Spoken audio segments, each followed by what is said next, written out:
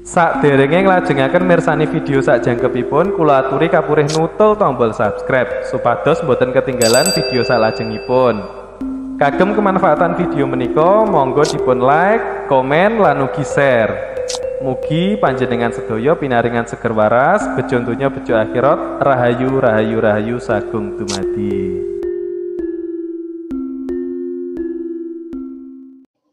Salam cerdas, salam kebajikan, salam paseduluran buat teman-teman semuanya. Tentunya tidak lupa saya mengucapkan banyak terima kasih untuk teman-teman yang selalu support, selalu dukung video-video di channel ini dengan like, subscribe, dan share-nya.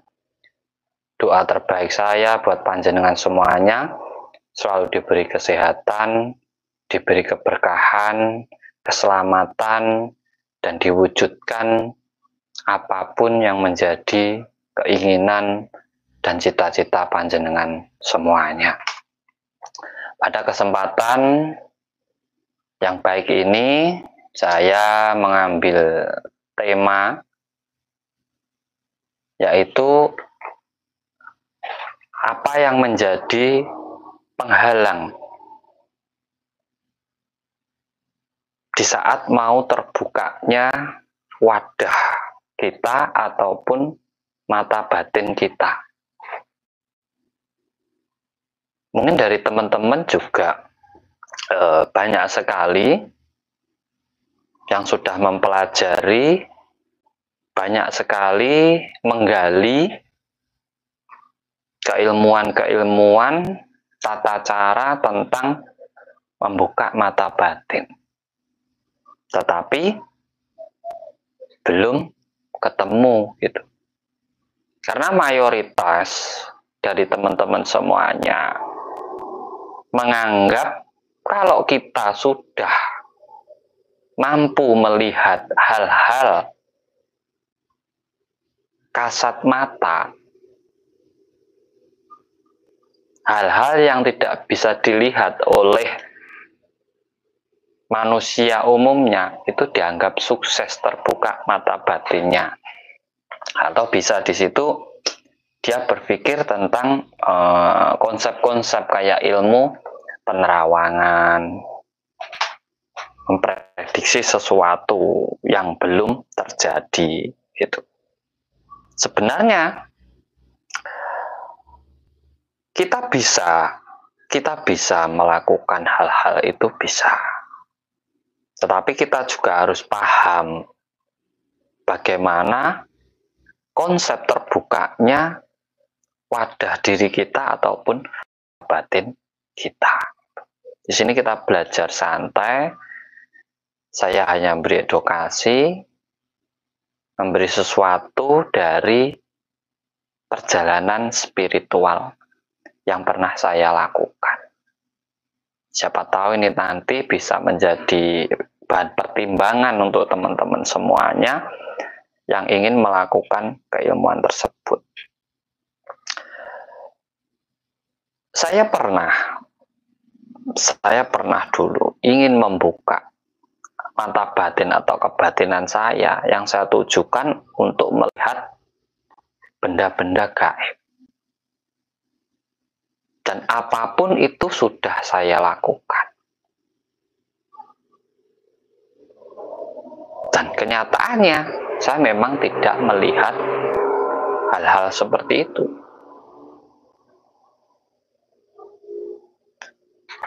Karena saya tidak melihatnya, jadi saya sampaikan ke jenengan tentang itu. Nah, justru keinginan saya untuk melihat itulah yang menghalangi terbukanya mata batin yang sebenarnya. Menjadi penghalang di wadah saya sendiri untuk menerima segala pengetahuan dari yang kita lihat, kita dengar, ataupun yang ada di alam semesta ini. Jadinya kita akan hanya tergantung ke satu titik itu tadi.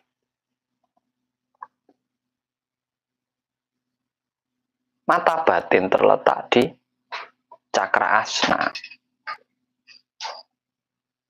antara otak kanan dan otak kiri. Di belakang masih ada otak kecil. Gitu. Nah, sebenarnya di saat kita tidak membatasi atau menghalangi atau mentitik beratkan kerja bagian otak ini, justru mata batin kita itu akan terbuka. Tetapi terbukanya sampeyan akan lebih memperluas pemahaman tentang diri panjenengan, pemahaman tentang hidup panjenengan, pengetahuan tentang kehidupan panjenengan. Jadi di situ antara otak kanan, otak kiri, dan otak kecil itu akan bersinergi kerjanya, akan bersinergi. Tetapi di saat sampean hanya ingin melihat benda-benda gaib saja, sebenarnya di situ sampean salah persepsi. Itu hanya permainan sugesti diri kita dari alam bawah sadar kita. Jadi dari rasa keingintahuan kita karena kita meyakini, akhirnya muncul. Jadi tersugesti oleh diri sendiri. Nah, untuk memperkuat sugesti itulah makanya ada mantranya, ada tirakatnya, harus pembukaan inilah, itulah. Itu akan membuang waktu panjenengan semuanya. Toh nanti kalau itu benar-benar sudah panjenengan dapatkan, itu tidak akan merubah banyak kehidupan panjenengan. Sampai akan terbelenggu di situ. Sampai akan terbelenggu di alam halusinasi, ilusi, dan delusi panjenengan. Mata batin yang sebenarnya malah tertutup di situ.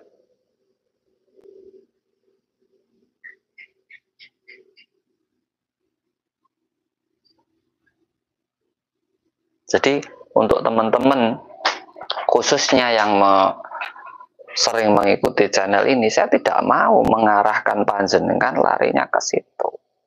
Saya ingin dengan terbukanya mata batin panjenengan, dengan terbukanya kesadaran diri panjenengan, sampai menemukan konsep hidup panjenengan, menemukan kesadaran diri yang sebenar-benarnya dalam diri panjenengan, sehingga wadah panjenengan bisa terbuka luas untuk menerima segala pengetahuan, sehingga pengetahuan itu bermanfaat untuk diri sampean, keluarga sampean, ataupun orang-orang di sekeliling panjenengan. Bukan hanya sekedar melihat hal-hal yang tidak benar. Makanya yang menghalangi terbukanya wadah ataupun mata batin itu sebenarnya adalah dari amarah kita sendiri. Dari keinginan kita sendiri. Dari rasa kita sendiri yang terlalu berlebihan. Sehingga lupa berpikir secara jernih, lupa mengkaji, lupa merenungi. Sama sebenarnya. Di saat sampai ingin mendapatkan banyak rezeki, rezeki yang berkelimpahan, ingin menikmati apapun yang ada di alam semesta yang memang diciptakan untuk makhluk hidup. Di saat sampean membatasinya dengan rasamu, amarahmu, egomu, keinginanmu yang berlebih-lebihan, malah sampean tidak akan mendapatkan. Wadah rezeki sampean malah akan semakin mengecil. Karena sampean akan di situ fokus pada satu sisi. Kalau rezeki bisa datang dari segala penjuru arah mata angin, kenapa kamu hanya fokus ke satu arah? Jadi di saat kita menginginkan, kita juga harus memikirkan. Dari memikirkan itulah kita akan menemukan konsep atau cara untuk mewujudkan apa yang kita inginkan. Jadi tidak sekedar mengikuti kemauan kita saja.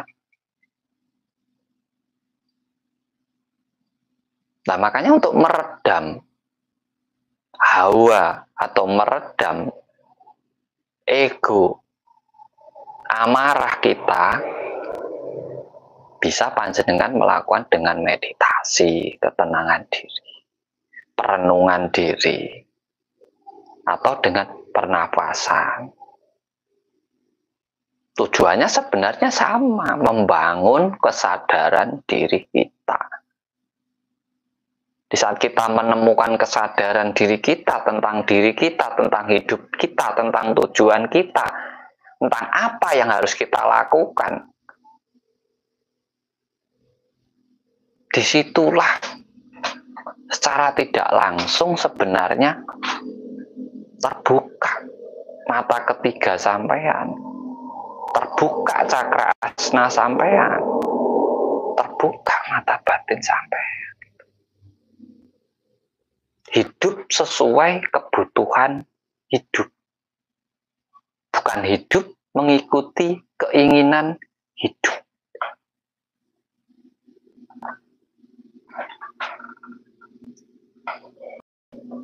Jadi ini mohon dicermati untuk teman-teman semuanya,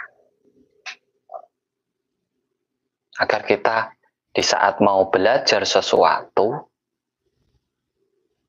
kita paham dengan apa yang akan kita pelajari, apa manfaatnya, apa kegunaannya untuk diri kita pribadi, keluarga, dan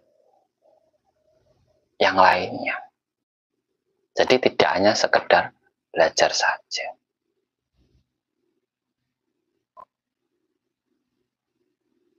Ikut belajar ilmu kebatinan, Pak, bagaimana? Apakah saya harus mengikuti Anda atau saya harus berjumpa dengan Anda? Sampai silahkan bertemu saya langsung. Belajar itu lebih bagus berjumpa langsung. Jadi sampai tahu keadaan saya, sampai tahu yang mengajari jenengan, sampai mendengarkan sendiri, sampai menyaksikan sendiri, sampai nah itu lebih bagus. Walaupun saya ada pembelajaran privat online, seumur hidup saya ada. Sekarang anggotanya juga luar biasa. Tetapi lebih baiknya sampai datang kepada saya di Kediri, Jawa Timur. Sampai di situ bisa mempertanyakan hal-hal yang membuat sampean ingin tahu, lebih enak, lebih mudah gitu loh. Dari teman-teman semuanya. Memang yang saya munculkan itu tentang pernafasan 4 titik pada tubuh kita dan juga meditasi atau semedi. Ya kalau sampean kesini pasti ini modal toh. Kalau sampean mau jalan kaki ya monggo. Iya kan? Logika kan? Sampean pengen belajar itu pasti modal. Karena sampean ya harus makan, ya butuh perjalanan.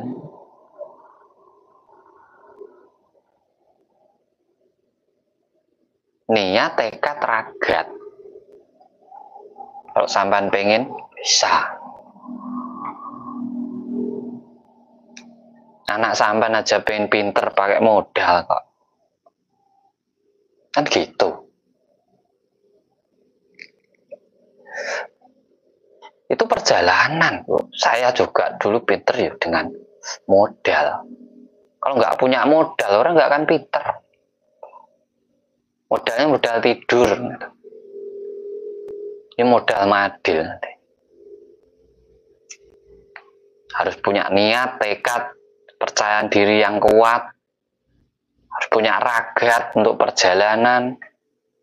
Baru sampean akan menemukan apa yang sampean inginkan. Sampean punya niat, punya tekad. Gak ada ragat. Ya jalan kalau mau. Kan enak itu. Terima kasih.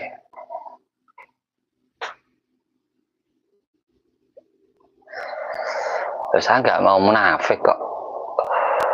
Saya juga ingin membuat sesuatu yang dari teman-teman belajar semua itu, saya pikirkan sesuatu itu harus ada manfaatnya untuk orang banyak. Saya nggak munafik. Saya juga masih butuh makan kok. Sampai butuh ilmu, saya butuh makan. Kalau saya nggak butuh, anak istri butuh. Gitu. Pokoknya kalau sampean mau belajar, siapapun ya monggo datang. Kalau nggak punya uang, di sini saya ada pembangunan, silahkan ngikut teman-teman bangun. Jadi kalau malam saya ajari. Itu kan modal juga. Ada tenaga. Kalau pengen duduk, diam, pinter,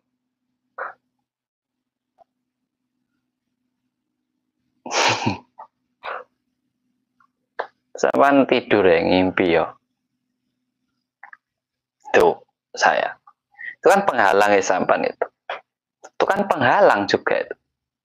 Saat sampean pengen pintar, sampean punya niat, punya tekad, nah itu juga penghalang.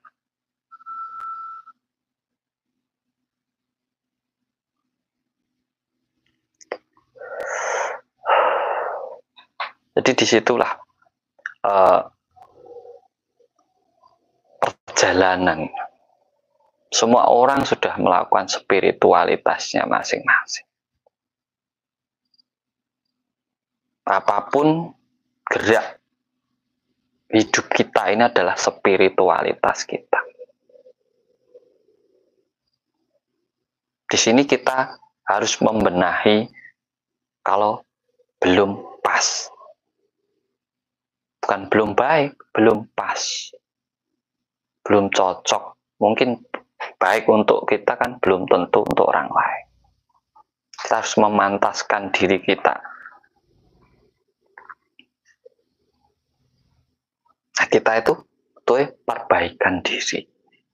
Jadi memperbaiki spiritualitas. Bukan belajar spiritual, tapi memperbaiki spiritual. Ada teman-teman semua kan sebenarnya yang nyimak-nyimak ini sudah paham tentang keilmuan itu.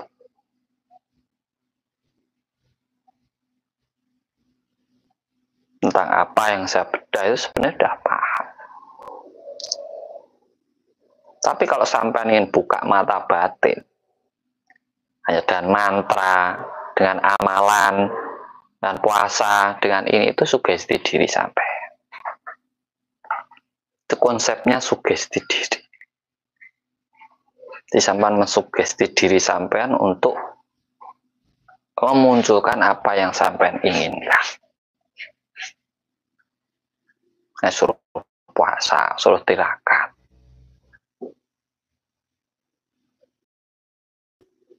Pakai amalan itu sugesti.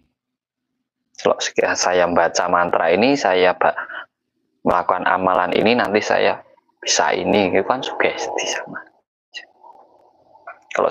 nanti saya dapat uang, itu kan sugesti. Bukan harus melakukan kerja untuk dapat uang, kan sugesti untuk mewujudkan saja.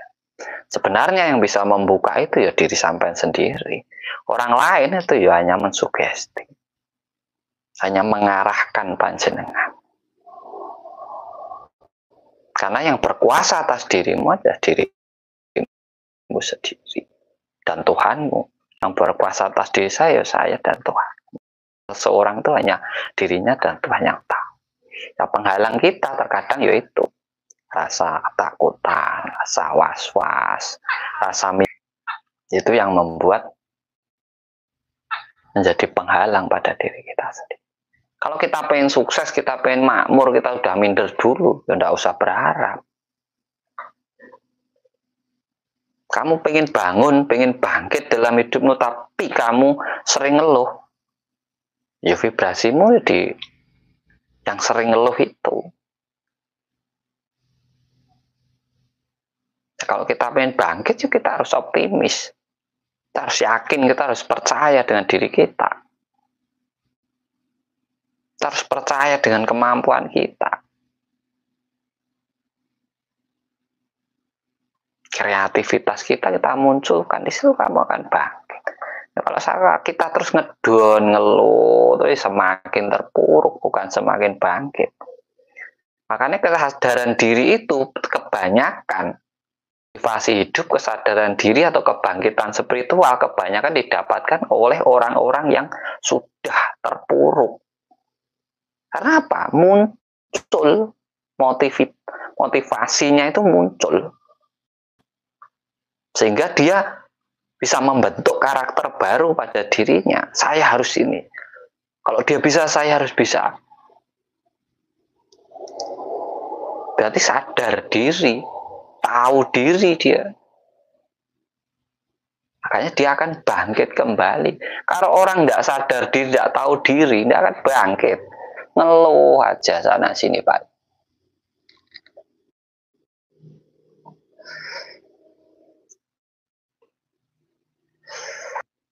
Buat teman-teman semuanya, semangat, optimis, percaya pada diri sampean sendiri, menjadi belenggu pada diri sampean sendiri, terus sampean mengikuti keinginan, rasa sampean, kepinginan sampean, harus ini, harus itu, harus itu, harus itu. Hiduplah sesuai kebutuhan sampean. Carilah apa yang bermanfaat untuk sampean. Dalami apa yang bisa membentuk karakter diri sampean. Tingkatkan kembali kepercayaan dirimu, munculkan kreativitasmu. Di situ kamu akan bisa mencipta sebuah karya, dan dari karya itulah yang akan menjadi sumber penghidupan.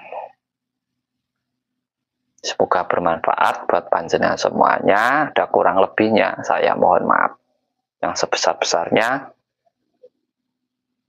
Semoga video ini bisa memberi motivasi untuk teman-teman semuanya. Jangan lupa dibantu like, subscribe, dan share-nya. Terima kasih dari saya. Salam cerdas. Salam rahayu, Sagung Dumadi.